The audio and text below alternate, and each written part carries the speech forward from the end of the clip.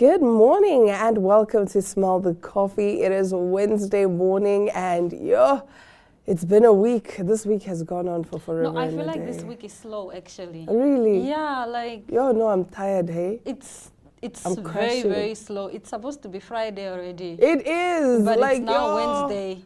Colleagues, can we get a move on? Let's get a move. Let's get a move on it because I'm actually just so tired. So I was saying to you that you are the only person that I know who wears perfume on a daily. Like you and our other colleague, you guys are the only ones who wear perfume on a daily. There's a difference between wearing body spray and perfume. You know this body mist that they make and it smells like perfume. That I wear. Okay. But like actual perfume on a daily basis, nah. I only wear perfume when I look nice, when I'm going somewhere important. And, you know, maybe like when it's my birthday. That's it. That's it. I have to wear perfume every day. Nah, on normal days, I wear body mists. Okay. And just like body spray. Okay. Yeah. I wear perfume every day because I just love smelling good, man. Like, your perfume is expensive. You cannot wear it every day. That's why your perfume is finishing. No, listen, I don't know. Me are very economical about. You're an economical hand. With body mists and sprays, I like them on top of my perfume. Oh. Yeah. Like if I have a body like mist, if I have a body mist that matches my perfume, then I'll put that or carry that in my bag to just freshen up during the day. But with perfume, I think because I just like smelling good and I like smelling nice. So I don't want to have to. There are times that I've left the house and forgotten to put on perfume. Yay! I feel so uncomfortable. You know what I don't like about perfume, ne? If you perfume your clothes, you can't wear the same top again tomorrow. Because now when you mix the perfume and the sweat, it's gonna clash. Yeah. So you only wear the clothing once and then wash or whatever. Yeah, well, that's most of what I do anyway. I wear my clothes once and then just some people want to wear the same jean the whole week with different tops and different blazers. I understand that, but then you're not necessarily perfuming your jeans. It's mostly like the jackets and the sweaters. So like, for example, you must perfume everywhere. You must even perfume here by the ankles. It's your pulse points. Apparently when you pass, that's people must smell you. You must spray it by your pulse points. And another perfume tip is putting oil. And then you put your perfume on top. You can put Vaseline, you can put like an essential unscented oil. And then also another trick is getting a tub of powder, right? So you can get like preferably unscented baby powder or talcum powder. You put it in like a container. You spray your perfume in there, right? And then you mix it up. And then you just take a brush and then you powder yourself. Okay. Yeah. And now you have a scented powder. Okay. So that is another trip for longevity for your perfume, for you to smell nice for the whole day. I'll try that. I heard about the Vaseline thing. Well, in winter, I generally just apply Vaseline. So, yeah, I'm waiting now for the next big thing in my life. Yes. When I'm going on a date, business meeting. Yes. Your birthday next year. My birthday next year. Like really, really special occasions. Yes. But I have specific perfumes that are for special occasions. You understand? So I have my everyday perfumes. And it's like, okay, those are my everyday perfumes. Then I have the special day perfumes where I'm like, oh, yes. But please, colleagues, if you're going to put on perfume, please bath. It doesn't matter if your perfume costs $5,000. The minute you put it on top of sweat, it smells horrible. So please, colleagues, normalize showering. Also, I think one thing that you need to normalize is to at least buy one expensive perfume. At least one. Leave the dupe alone. Just buy one expensive perfume and then the rest you can have dupes. Exactly. Yes. And then you wear the dupes on a daily basis if you are like Diana. And then the one expensive perfume you wear like to really, really special occasions. Anyway, that is it. Let us know if there are other tips that you can give us. For example, I don't know what you guys do with your perfumes to make them last the whole day. So yeah, do let us know in the comments. Nevertheless, we'll be right back with our top stories right after this.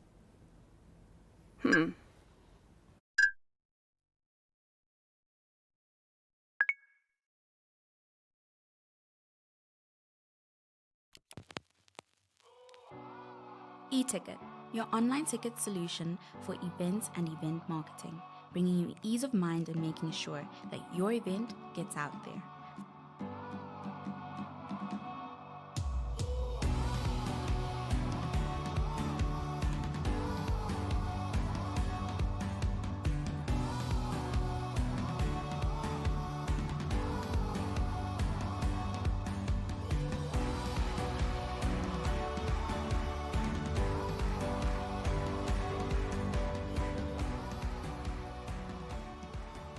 For more information, contact events@nmh.com.na.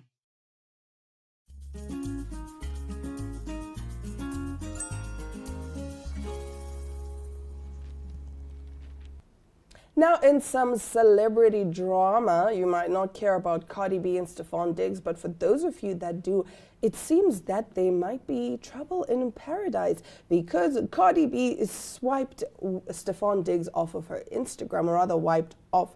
When Cardi B wiped off Stefan Diggs off her Instagram, it looked like a breakup. No trace of the NFL star, not a single photo. But fans aren't buying it. Instead, they're convinced Cardi didn't delete anything, she just archived him. Why? Because this might all be part of her next level album promo. And honestly, they might be onto something. Cardi B doesn't do anything halfway. So when fans saw her Instagram go from lovey-dovey with Diggs to absolutely nothing, red flags were everywhere. But instead of jumping straight to they broke up, some eagle-eyed fans started floating another theory. What if the photos are just hidden, not gone? On Instagram, deleting and archiving look the same to the public, but only one means the door is still open. And with Cardi gearing up for her Am I the Drama era, the drama might be carefully curated. Cardi dropped her fiery single Outside on June 20th. It was the first taste of her upcoming album and the launch of what she's calling a no apologies era. Just weeks later, Diggs disappears from her profile without a word. No breakup post, no cryptic quote, no clapback. Fans have also pointed out that Cardi has pulled similar vanishing acts before, disappearing from social media or hiding things just before a big project drop. This could be more marketing genius than emotional meltdown. Just to make things weirder, Offset jumped on Instagram Live after the purge and said, "You can't get rid of me, I'm like cancer." The internet had a field day. For now, Diggs still follows Cardi. He hasn't unfollowed, untagged, or deleted any of their pics from his side. The silence, it's suspiciously coordinated. And as Cardi continues teasing new tracks, fans are betting Stefan will make a surprise return, maybe even in a music video or a subtle reappearance on her grid when the album drops. I don't think they've broken up. You're with the theory. I'm with the theory. Oh, I love a good conspiracy theory. Wow. I'm with the theory. I feel like if they had broken up, he would have also deleted the pictures and, unfollowed. But maybe he's just a mature person. Maybe. And he doesn't see the need. Yeah, maybe he's not petty. I don't know, man. Like the article is saying, Cardi is not one to do things half-heartedly. I think she would have gone on live or on a rant and said on Twitter particularly. Yeah. She would have done that. She would have called him out. There's rumors that he cheated on her and all of that. Already. But I don't know. I guess we just have to wait and see because given Cardi's history, I'm pretty sure she would have said something. Yeah. She probably would have called him out on IG or Twitter or whatever it is. Cardi, I love that she embraces, being a celebrity.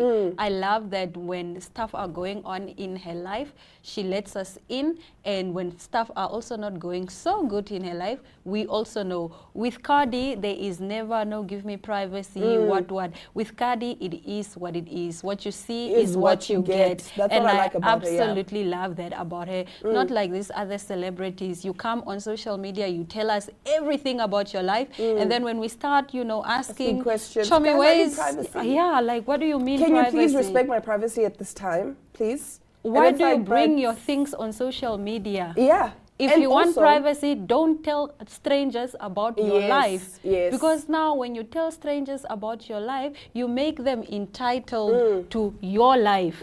You brought this upon yourself. So I never understand how celebrities are like, I don't know. Not even just celebrities, even normal people now have this celebrity mentality of 1 minute we see you pregnant, the next, you know, no pictures of the baby, no anything. There are some that do post the baby and the face is covered and blurred or whatever. I respect that. But, you know, if you've told people about your pregnancy and whatnot, people are still technically expecting updates. Yes. So, God forbid something happened, like you had a miscarriage or whatever it is. People still want to know because, you know, you've shown us these things. That's why a lot of people wait until after the baby is born. Then they start posting the pregnancy pictures and all of that because they're like, now the baby's here. I think privacy is not for people who love social media. No, it's not. So you have to choose one. Are you going to live fully on social media or are you going to be a private citizen? Yeah, you can't be 1 foot in, 1 foot out. Yes. Choose a side, pick a side. Yeah. And that's why I like Cardi. Cardi, she's consistent through and through. It doesn't matter where she is. She could be at the Met Gala and Cardi will still be her Cardi self. Yeah. So, yeah. But nonetheless, moving over to our next story, the Nigerian police force has launched an urgent investigation into a disturbing viral video circulating on social media, which shows a young woman giving alcohol to a few months old baby. The video, originally shared by social media influencer, has sparked widespread outrage and raised serious concerns about child's safety. Now, in the video, the woman is seen tearing open a sachet of what is believed to be triple action bitter with her teeth, consuming some of the contents and then offering it to the infant. The Nigerian police describe the act as illegal and dangerous, emphasizing that exposing children to alcohol violates Nigerian child welfare laws and poses significant risks to their physical and mental health. Now, in a statement that was issued on Monday, the police called on the public to assist in identifying and apprehending the women involved.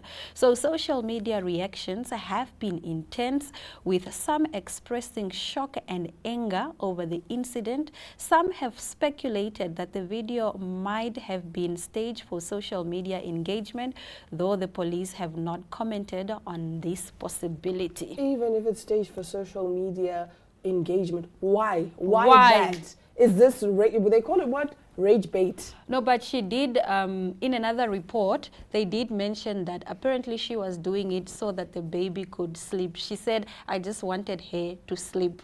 Maybe the baby is not sleeping. So you give your baby alcohol? I don't know how that, you know. On camera. Yeah. Like, that is, no. It's the same as, you saw that video that was trending here of that man that was giving the kid the Habli pipe. Yes. Like, why? I think the problem, why, firstly, like, why? Why? And you know it's the baby wrong. wants to sleep is not a good excuse. I want the baby to sleep. That is not a good excuse at all. Firstly, when you do this, you know it's wrong. Yes. And then you even take it a step further to record yourself. Yes. And post it. No. That is child neglect. That is child endangerment. All of it. So, yeah. Anyway, that brings us to the end of our top stories. But stick around because we'll be right back as we get into our guest segment.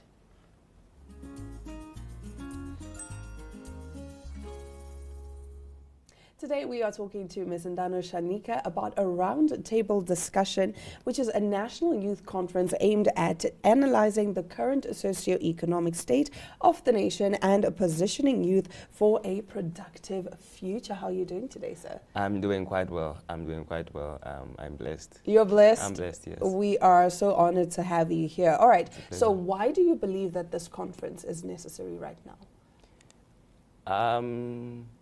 Because I think it's time for us to get down to business. I don't think now is specifically a key time, or it's different from any other time.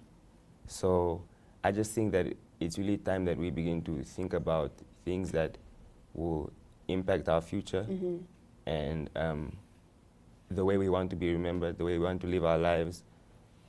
So I just think it's it's the time now. Yeah. Now is the time. Yeah. And there's no time like the present, right? Yeah. Exactly. All right. So the theme is the future is in our hands, which is quite a powerful statement within itself. What message are you hoping young people will take away from this? So, as I mentioned before, I just want, I would like the young people to take this attitude, right? And to live with the understanding that really the future is in our hands, it's in our control, it's not something that's up in the air, left for someone else to decide. We are the ones who are in control. We are the future leaders. Some of us are already rising as leaders in various spaces.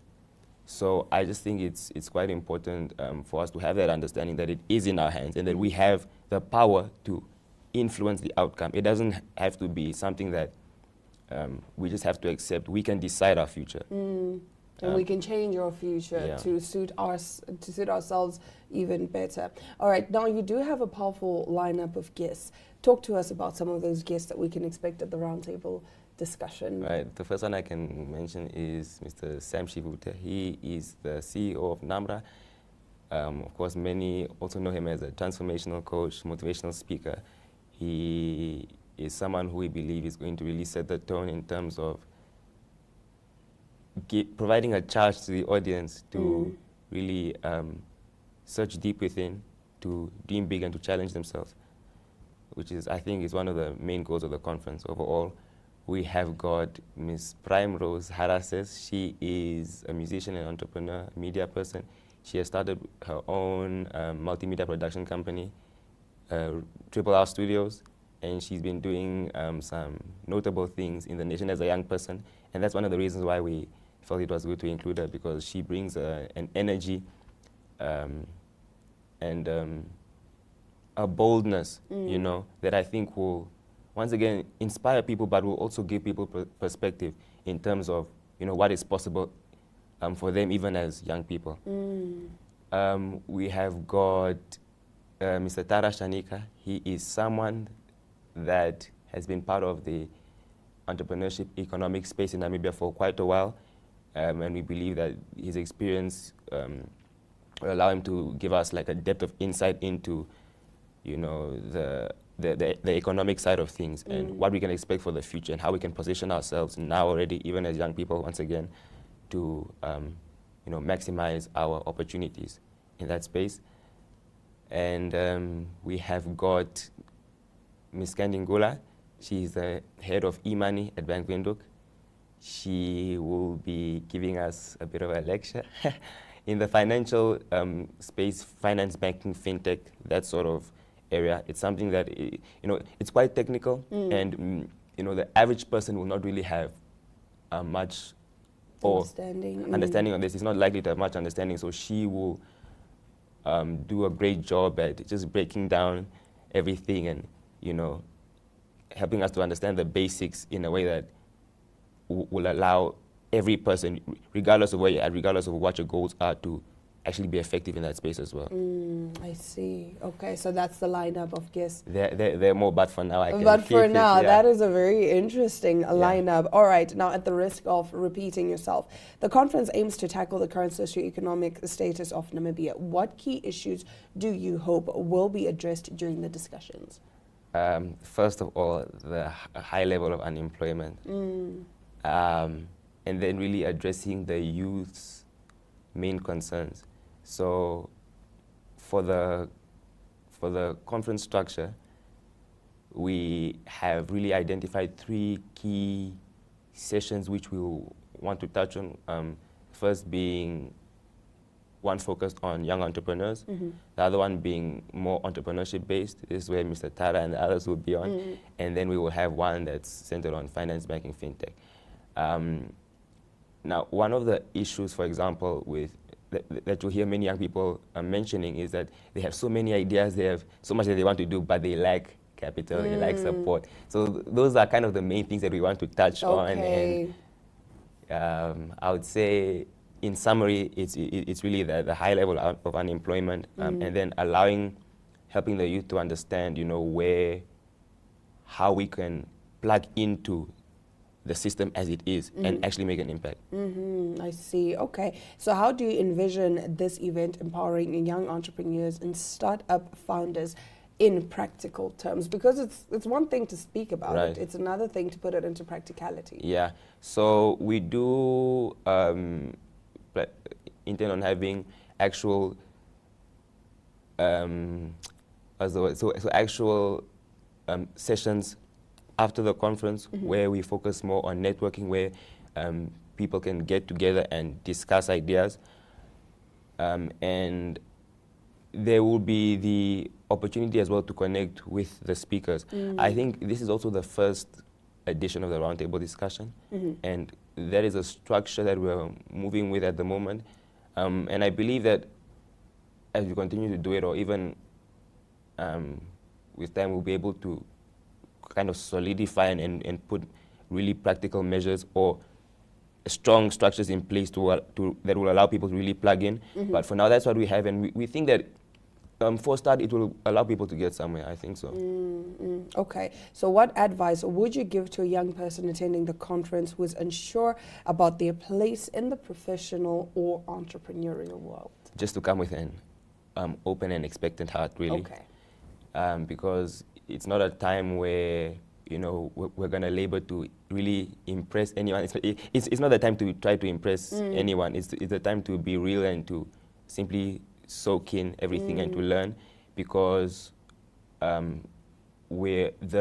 reason the conference is being held is not necessarily for the sake of individuals, but for the sake of the nation.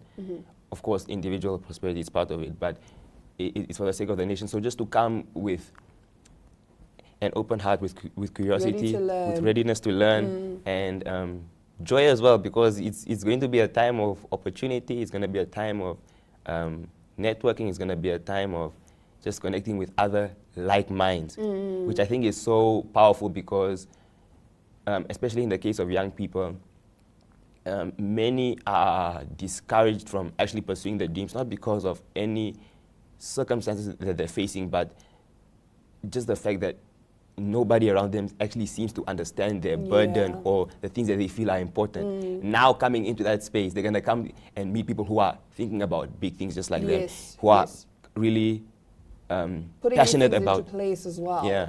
Passionate about the same things that they are, passionate about actually seeing a change. And so it's not going to be a place where, it's a place where people can actually connect for that purpose. Okay, because also it's not like we have the opportunity to just randomly talk to these people. So the fact that we have them in one room is also a win-win situation. All right, what are your hopes for the legacy of the roundtable discussion? Is this a one-time event? Are you looking at doing it biannually? What's the plan? Annually. Annually? Annually is the plan. Okay. We hope to continue this, to do it better every time. And that's why, you know, I don't know if I should be saying this, but even now as we've been planning, we're already thinking towards next year. So we are really looking to just continue this, because once again, we are invested, at Scale Zero Studios, by the way, this is the organization through which we're doing this. We are committed to actually playing or contributing to the development of the nation. So that's what it is, annual, and people can expect to they can expect to continue seeing us, to continue having that opportunity in future. Okay, awesome. And finally, for those that do want to attend the roundtable discussion, please give us all the details, tickets, date, times, all of that. Right. Roundtable discussion is happening at Protea Hotel near NAST. Okay. So it's the Fürstenhof. It's happening this Saturday on the 12th of July. Entrance is $200 Namibian with refreshments included. It's starting at 10 a.m. Okay. So that is what I can provide. All right, that is a full day packed with information and learning and, of course, networking and socializing. All right, Ms. Ndano, thank you so very much for joining us today on Smell the Coffee. And again, we do wish you all the best with this roundtable discussion. Thank you very much. I hope to see you there as well. Of course, yes. I think it's a great opportunity to learn, like you said. take in a lot of things. But nevertheless, that is it for today's episode of Smell the Coffee. We'll see you again tomorrow.